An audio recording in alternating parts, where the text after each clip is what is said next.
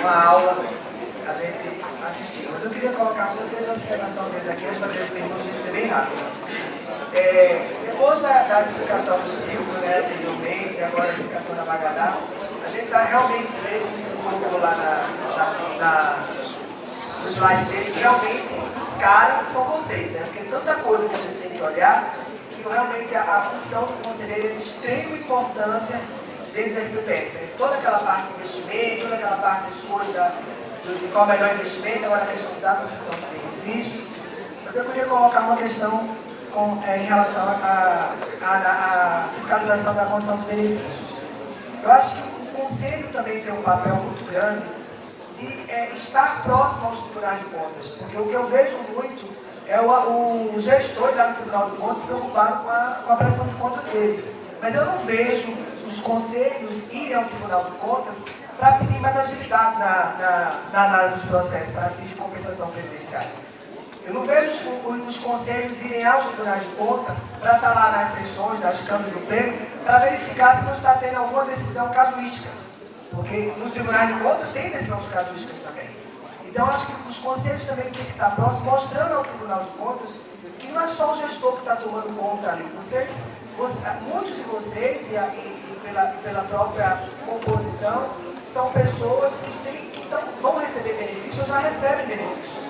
Então, essa importância de estar junto ao Tribunal de Contas com vocês é bastante relevante. Então, eu sugiro uma aproximação maior do Conselho, uma cobrança maior do Conselho com a atuação do Tribunal de Contas, até porque são os órgãos que vão referendar as aposentadorias, né? E são os órgãos que é o órgão que vai verificar as revisões também, então é importante essa cobrança. Mas vamos lá, parabéns pela apresentação. A primeira pergunta, vamos tentar ser bem breve para poder responder todas aqui. Eduardo de Itapeva, São Paulo. Professora, parabéns pela explanação. A gratificação do Conselho, deve ser do Conselho, pode ser paga com a taxa dos 2% da RPPS? Se não deve pagar com 2%, quem tem que pagar? Bem, teve um município aí que nós colocamos que cada ente, um servidor vinculado ao ente, aquele ente pagaria. Então, assim, o que veio da Câmara, a Câmara pagaria, isso na lei, né? Então, cada ente arcou com a gratificação do seu servidor. Acho que é possível isso. Ele pergunta aqui, sobre o mesmo tema, João Lázaro de Porto Ferreira. Qual seria, do ponto de vista da senhora, um valor razoável, salário mínimo? Poderia condicionar esse valor a cursos que ele faça, CPA 10, participação em congresso, 100% da participação, ter uma variável aí nesse pagamento ou um valor? Não, eu acho que aqui é valor único, porque todos os conselheiros têm que receber igualmente, é uma questão de isonomia, né? O que você pode fazer pela participação nas reuniões, né? Eu não pegaria salário mínimo, primeiro que não é inconstitucional você vincular o salário mínimo, mas pegaria o menor salário, o salário inicial, o piso mínimo do município, do estado, e alguma coisa aí, 10%, 20%, enfim, algum percentual sobre o piso, ou o piso. Aí depende, né, da situação. Acho que não pode criar uma gratificação. Teve um município aí que teve que revogar a lei, porque era uma briga insana. Todo mundo queria ser conselheiro, porque era 3 vezes mais do que o conselheiro ganhava como padrão do seu cargo. Então, realmente, foi uma briga de foice, né? Então, precisa ter razoabilidade. Agora, a gente pode fugir das perguntas mais voltadas à função do benefício, né, como sempre. Altamir Alves, de São Francisco, Minas Gerais, acerca da aposentadoria por invalidez. O servidor com doença cardíaca, arritmia, pode ser concedida a aposentadoria por invalidez? Meu Deus! Quer dizer que alguém que está apaixonado pode ser aposentado por invalidez? Bate coração! Não, eu acho que, bom, eu não sou médica, mas eu acho que não, né? Enfim, veja bem, aí é um critério, a aposentadoria por invalidez é um critério médico, técnico legal, ou seja, não é só o critério médico, é legal também. Primeiro que você precisa ver, o médico tem que dizer qual é a doença, né, o CID, e você tem que enquadrar, a gente não falou sobre isso, né, porque é tanta coisa, mas você tem que enquadrar, e aí é um enquadramento jurídico, se aquela doença enseja aposentadoria com proventos integrais ou não. Porque o rol de benefícios é taxativo, pelo menos enquanto o Supremo não se manifesta no recurso que está lá em sede de repercussão geral. Quer dizer, a hora que o Supremo disser, não, aquele rol de doenças é taxativo, e ele tem decisões nesse sentido, não pode incluir outra doença para pagar a aposentadoria com proventos integrais. Será sempre proporcional. Nesse caso da arritmia, se ela for uma incapacidade total e permanente para o serviço público, aí seria proveitos proporcionais. Só vamos terminar aqui pela... O conselho tem como contestar a afirmação do médico em aposentar eu acho que tem que, por isso que eu falei que o processo de aposentadoria por invalidez não é um processo que deve passar só para o médico, pelo médico, é um processo especial. Ele tem que passar por todos os, por uma equipe multidisciplinar. E o conselho tem que conversar com o médico. Olha, a incapacidade é um critério médico legal.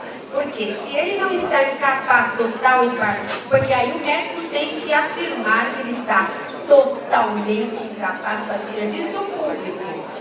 Se ele disser isso, então, se ele não disser, não há elementos para conceder a aposentadoria, entendeu? Vamos lá, o próximo. Aí também você pode, o que é possível, é você, uma vez, um médico ligado ao Conselho Regional de Medicina, diz que quando há esses casos é possível você representar o Conselho Regional de Medicina para questionar esse laudo. A próxima. Acho que Magadá falou, mas só para repisar. O servidor que contribuiu sobre a gratificação por um certo tempo e depois para de contribuir pode pedir a restituição desse valor? É de Porto Ferreira, em São Paulo. Acho que Magadá já falou sobre aquela repercussão geral que está no Supremo Tribunal Federal, né? Essa gratificação estava elencada como base de cálculo da contribuição. Que gratificação é essa? Precisa ver a sua lei, tá? Você só pode devolver quando a contribuição for indevida, tá? Indevida, quer dizer, não está na lei.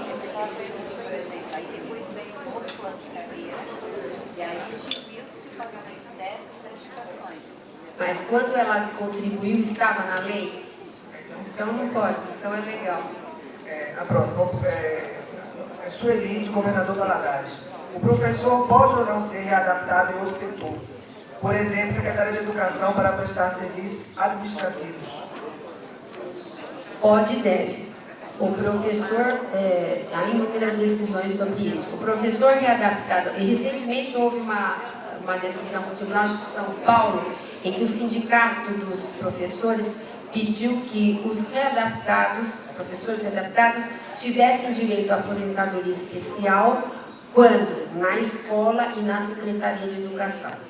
O que disse o Tribunal de São Paulo? Disse, não, só na escola. Então é o seguinte, o professor readaptado, para fazer jus à aposentadoria especial, ele tem que ficar na escola, na unidade escolar, exercendo exatamente funções as mais diversas, auxiliar de diretor, auxiliar de coordenador pedagógico, ele pode...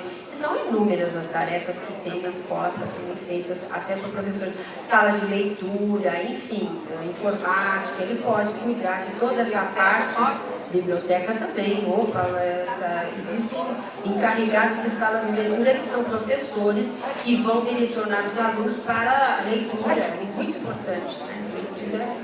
A próxima pergunta. Só para a gente poder tentar aqui responder o máximo. Doutora Magadá, é possível aposentadoria dupla no mesmo regime? Acho que ela acabou de falar.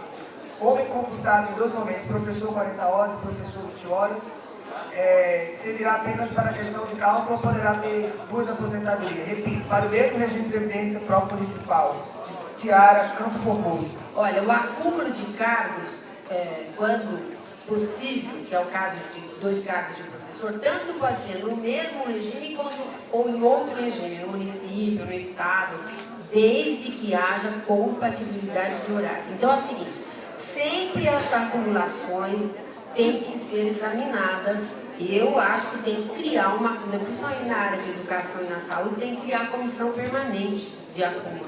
O professor muda anualmente, às vezes de cada 6 meses ele está mudando, né, de escola, então tem que ser examinada a questão da compatibilidade de horário e no caso ele será 2 segurados, né, terá direito às 2 aposentadorias, cada uma delas como se ele fosse 2 pessoas. Ele não pode usar o mesmo tempo para as 2, são tempos diversos, né? Cada um deles ele tem que fazer tempo de carreira, tempo de cargo em cada um deles.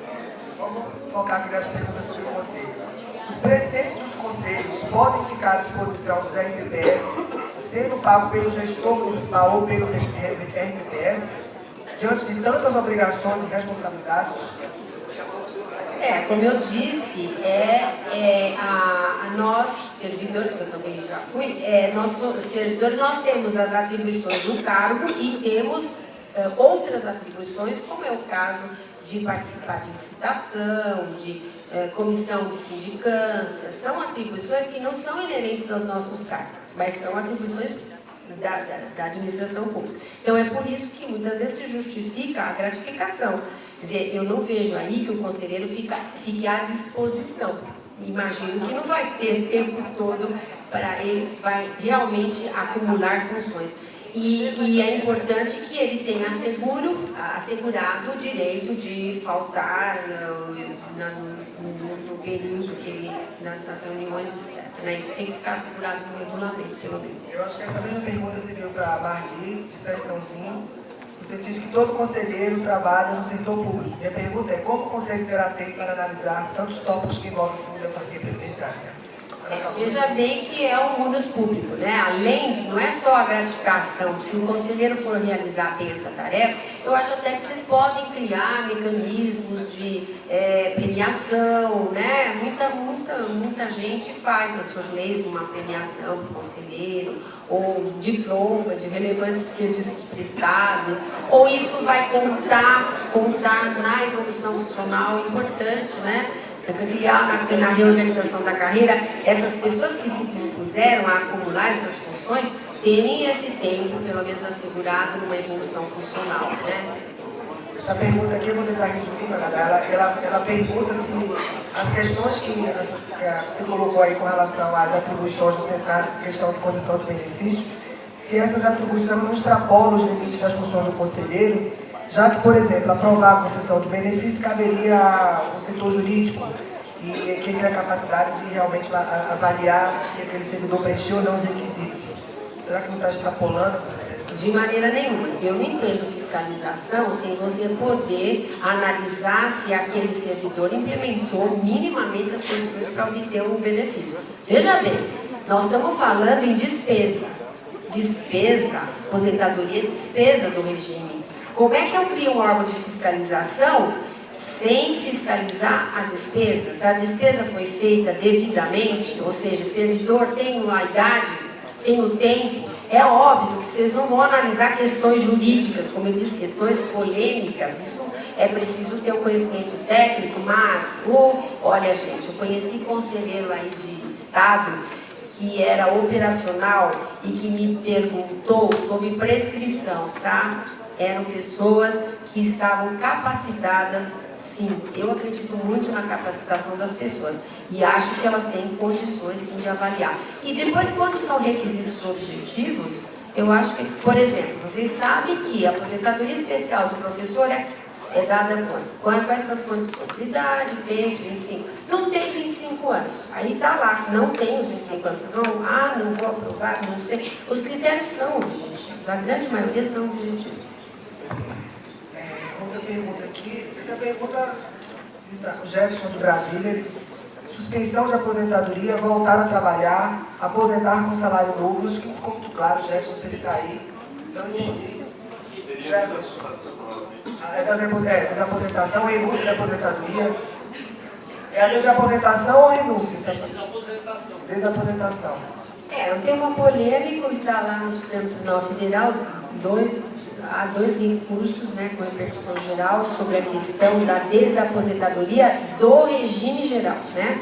Com relação ao regime próprio, existem decisões judiciais que concedem, e até administrativas. O município de São Paulo desaposenta há muitos anos. Existe uma polêmica realmente sobre a questão da contribuição, né, quem vai arcar, mas se o Superior Tribunal de Justiça, ele é amplamente favorável, tem concedido a desaposentadoria. Há esse questionamento, se o Delúbio estivesse aqui, ele iria falar muito mal sobre ela. Eu acho que é um instrumento, né, principalmente para as situações do artigo 11 da emenda 20. Acho bem viável, sim. O servidor, vamos terminar com esses quatro aqui, né? São 5 minutinhos rápidos. O servidor efetivo fez a opção pelo cargo comissão. Ele recolhe para o RPPS, como fica o auxílio doença? Ele recolhe para o RPPS, ele deve recolher, porque ele tem um vínculo efetivo. Ele fez opção para recolher tudo, sim. Aí o auxílio doença tem que ser dado em cima desse. Ele está recolhendo para o RPPS, mas ele vai incorporar isso? Então, como que ele está incorporando esse contribuinte? Do meu ponto de vista, ele vai... Gente, olha, veja bem, há uma confusão aí. Só pode optar para quando vai se aposentar pelo regime de média. Só. Está lá 10.887, só regime de média. Se faz opção e não vai se aposentar pelo regime de média, ele não pode fazer essa opção. E a outra questão aqui, só para tentar te ajudar na resposta aí, a outra questão é que se ele é efetivo, ele está recebendo só o valor do cargo comissionado, ele vai contribuir para o RPPS o valor no limite do cargo efetivo. Até porque ele não vai poder incorporar pelas outras regras, só se ele for pela média, né? Se não for por outra regra. Até porque, veja bem, se ele tem que ser, dependendo da situação, ele vai ser substituído, certo? Aí se ele ficar permanentemente nesse auxílio doença, ele vai ser exonerado, com certeza, porque alguém vai ter que substituí-lo. Né? Pode acumular aposentadoria e pensão da RPPS para o mesmo beneficiário? Sim. Eu posso ser aposentada e posso ter uma pensão deixada pelo meu marido. Aí a questão apenas é aquela do limite constitucional, se aplica ou não, que está aí para decidir isso, exatamente lá no Supremo Tribunal Federal, se nos acúmulos haveria incidência ou não do limite constitucional. Decisões judiciais têm tirado do limite constitucional, mas é possível. O servidor compulsário de 20 horas efetivo pode ocupar o cargo em tempo integral recebendo um acréscimo de 60%. Qual o tratamento jurídico neste caso? Bem, em tempo integral. Veja bem, todo cargo tem que ter uma jornada base. Todo cargo. Se ele tem uma jornada básica de 20 horas, se ele optou pela jornada integral, significa que essa jornada é opção. Né? Por opção, é isso? Essa opção, como é que está disciplinada a sua lei? Ele vai incorporar isso? Ou ele não vai incorporar?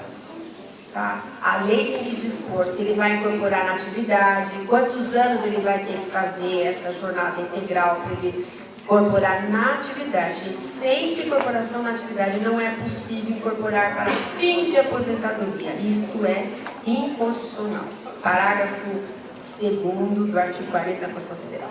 Não foi incorporado. O presidente... Oi? Não foi incorporado.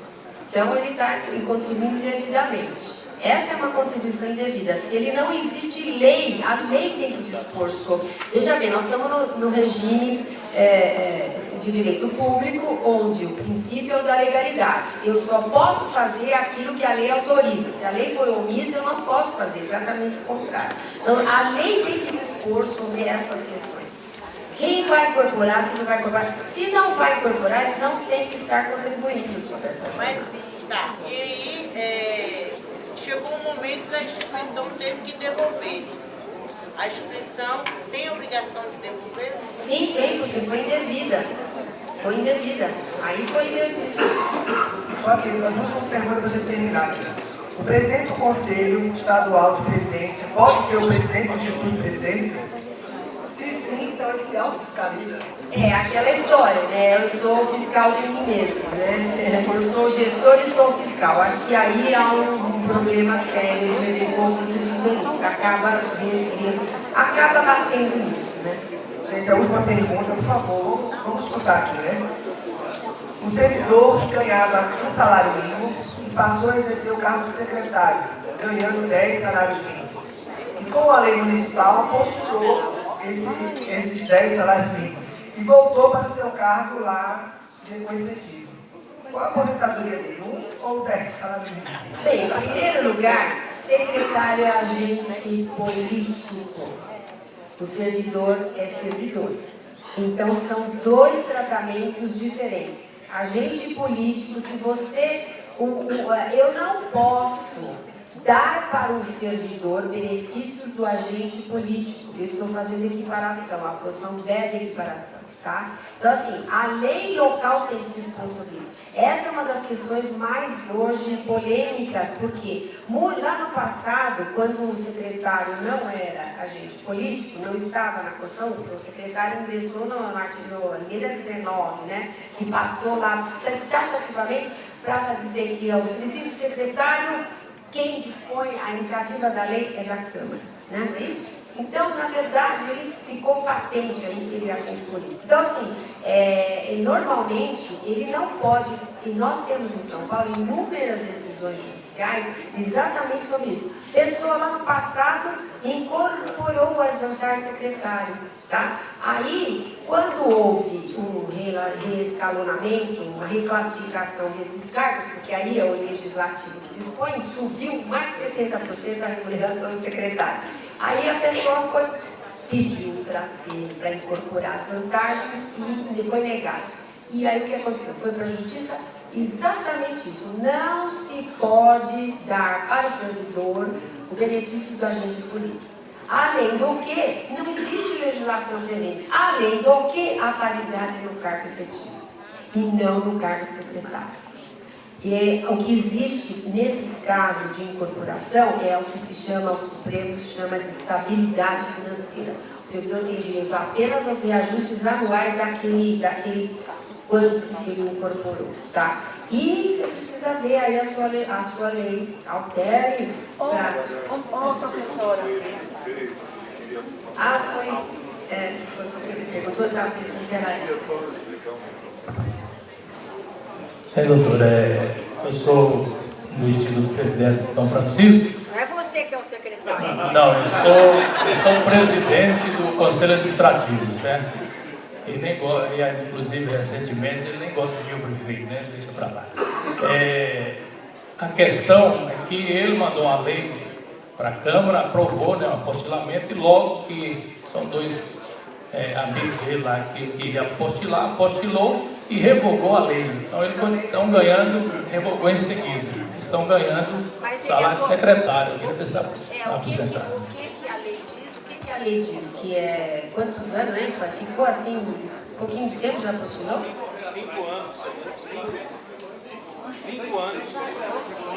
A questão é essa. A questão é assim, mas é subsídio. Ele incorporou subsídio? O que ele incorporou?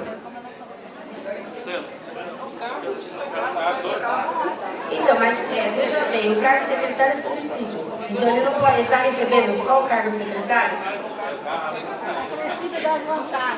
Não pode, gente. Aí que tá. O cargo de secretário, subsídio é parcela única. Não pode ser cumulado com o regime híbrido. Eu quero o melhor dos mundos, né? Eu quero o bom que está lá e o bom que está aqui.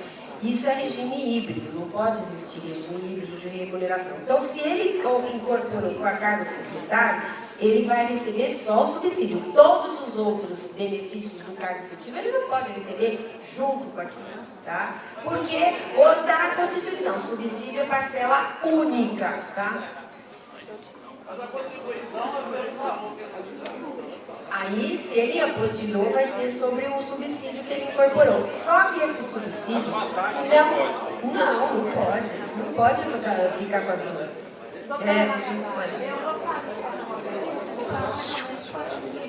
Eu faço algo. O regime próprio, no caso, ele mandou uma lei para a Câmara para aprovar um apostilamento dos servidores do Instituto. E a gente sabe que não existe mais apostilamento. Né? Isso procede. Quem que mandou? O executivo? O executivo, o diretor-geral do... Ele mandou, mas apostilar, gente, como é que é esse apostilamento? Ele apostilar o quê? O cargo em comissão? Mas quantos anos? De cargo? 5 anos. Então apostilou na atividade, Sim. certo? Então ele vai contribuir sobre tudo. Sim. Sobre o que ele apostilou, tá? O problema é o seguinte, esses cargos apostilados, eles só têm direito a reajuste anual. É o princípio da estabilidade financeira. Por quê? Porque não diz respeito ao cargo efetivo. Se amanhã ou depois houver uma reclassificação desses cargos, essas pessoas não têm direito a essas reclassificações. Elas têm direito apenas ao reajuste anual dessa. Apostilou aquilo, ficou lá, morreu aquele apostilamento. Ele só tem direito ao reajuste anual. Tá? Se tem a lei, tem, né? Porque ela está falando assim, a lei.